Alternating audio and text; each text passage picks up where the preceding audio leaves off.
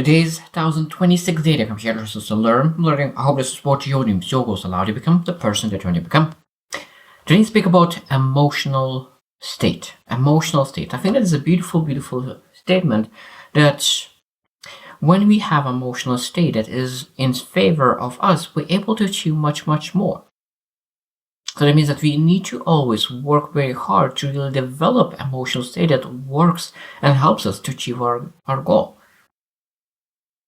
I think that a lot of times we do not care about emotional state. We really think about, like skill sets, we think about the plan, the strategy, all the things. But even the strategy, even the skills will not be executed at the highest level if your emotional state is not in place. And that's when I think about really athletes, very high level athletes, they are a lot of times not winning based on their skills, but they are winning or losing based on their emotional state. How well they're able to manage their emotional state. Because people who are managing their emotional state are winning on the most important key aspects of their life. While people who are not take care of their emotional state, maybe they're winning during the training, but not actually during competition.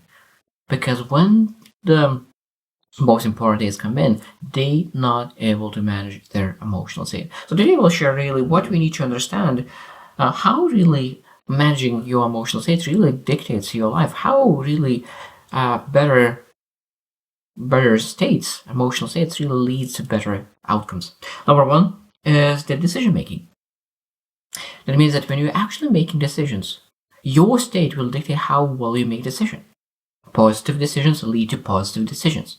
Negative emotional state lead to negative decisions. Even though maybe it could lead to positive decision, the negative state could lead to positive decision, but at the same time, you will not be able to make the most beneficial decision. That means sometimes if you really want to make a decision, the first thing that you need to do is really to develop the best emotional state that you could be. And when you make the best decision, the best emotional state, at that moment you will be able to really make a better choice, better decision. So it's very, very hard to really make a great decision with terrible emotional state. Number two is perception of reality. That means that every single time when you have emotional state that it's in favor of you, you will have a positive outlook of the future, of the vision, of who you can become. And because the positive outlook is helping you, you will make a better choice again, and you'll make better actions, better mood, better attitude. And we always know that success is attracted by your great attitude. So that means that emotional state will dictate what is your attitude, and your attitude will dictate how much success you're able to attract. While negative outlook, of course, you lose your look of the reality. What is reality? I think a lot of times people are like, yeah, look, I see reality, but in general, a lot of times that reality is your negativity, because we are basing reality of our opinions. Because there's no one on earth who have actually know exactly what this reality looks like. Because we all have our own perception of the reality.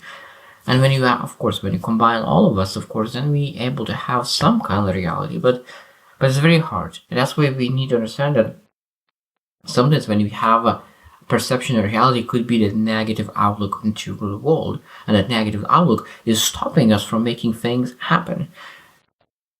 And really, we need to really understand that we're not supposed to create cycles of negativity, believing that is reality.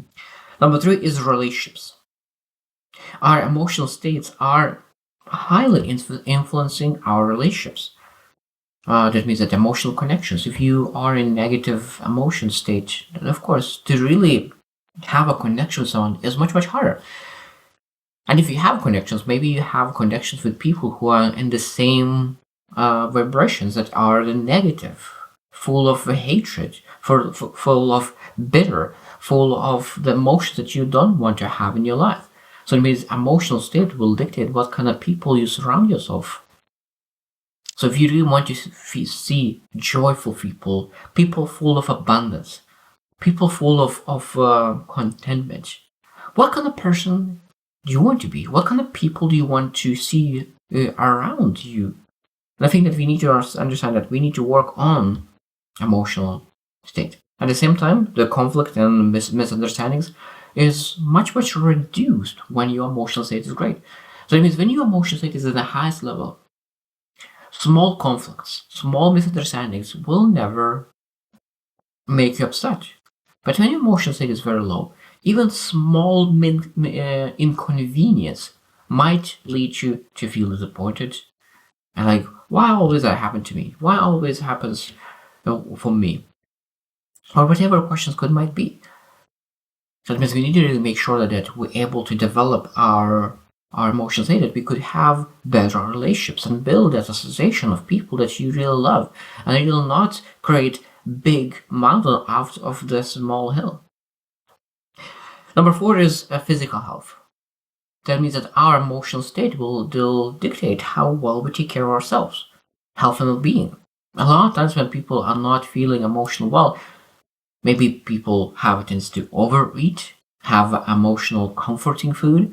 Maybe they don't go to exercise as much. Maybe that stress anxiety is putting their body not in their highest possible way in a health and well-being perspective. So it means our emotional state will dictate how well we take care of ourselves. So emotional state is very important just to make sure that we understand that our body is an essential tool and we need to use for our levels. At the same time, if our emotional state is low, that means a lot of times energy levels will be low as well. When your emotional state is very high, your energy levels increase as well. So it means our emotional state will dictate how much energy do we have in our own tank. Of course, the more energy you have in your own tank, you're able to pursue big dreams, big goals, big aspirations. And the more energy you have, the more you pursue things, the more you take action, the more results you get. And the more results you get, the more milestones you achieve. The more milestones you achieve, the more you're able to appreciate and celebrate those milestones. And of course, that leads to more success and more energy. Number 5 is productivity and creativity. That means our emotional state will dictate how much productivity you have, how much focus we have, how much creativity we have, because we can become much more creative when our emotional state is in place. When we're negative, of course, we think about problems, disappointments, bitterness, all the things. Maybe laziness, we envy, jealousy. But when you have a great emotional state, we think about abundance. We think about imagination. We start to really ask what kind of positive emotions could it add into my life. So that means we need to work very hard to create those emotional states that could lead to motivation, that could lead to really taking action. Because when you have a negative emotional state, that leads to procrastination. Always, negative emotional state leads to procrastination. Like always, like when you think about people who are not feeling well, when they have a depression, procrastination is one thing that they have in common. Like it's almost impossible to be depressed when you are taking action. It's impossible not to be depressed when you're always constantly procrastinating, because if you're constantly procrastinating, that means you're not making results. And if you're not making results, you're not moving forward and not getting better. Of course, it's very hard to really stay there. Number 6 is self-perception and confidence. Emotional state will dictate how well we see ourselves in the mirror, how we perceive ourselves. So it means the better emotional state, the more confident, the more courageous, the more willing you take risks. But if your emotional state is very low, that means that you don't see yourself as well. You start to have a lot of doubts, disappointments. You're afraid to take risks. You lose all resilience, perseverance. All those things go through the window. So emotional state is very important to be able to sustain effort and consistent effort towards your goals. The last one, number 7, is overall satisfaction and happiness. That means that when you really want to really have the contentment of life, satisfaction of life, We need to make sure that we have that emotional state in place. Because when an emotional state is in place, it's very, very easy to enjoy everything. Be able to really be much more present, much more mindful, and really enjoy and going through the street and see the beautiful sky, a beautiful a mountain, beautiful cloud, a beautiful moon, a beautiful river, beautiful lake, whatever it is, but being able to see those things.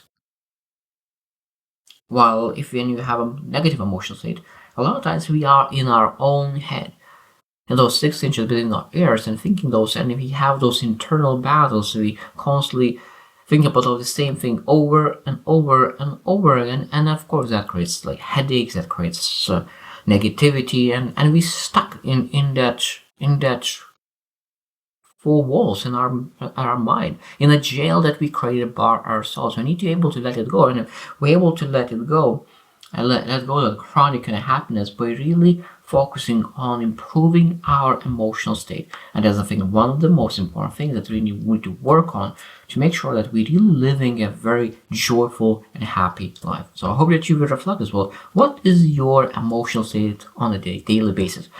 What kind of emotional state do you have in the morning? What kind of emotional state do you have in the afternoon? What kind of emotional state do you have in the evening?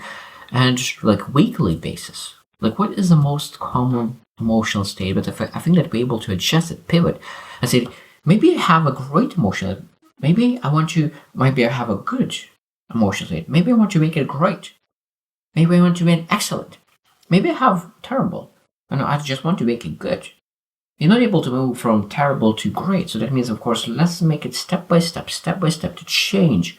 You're not able to remove terrible. You're able to change the more positive things. So I think that let's start working on improving that emotional state that really start getting more and more better results that we not used to get in the past. So I hope you just win and see you tomorrow.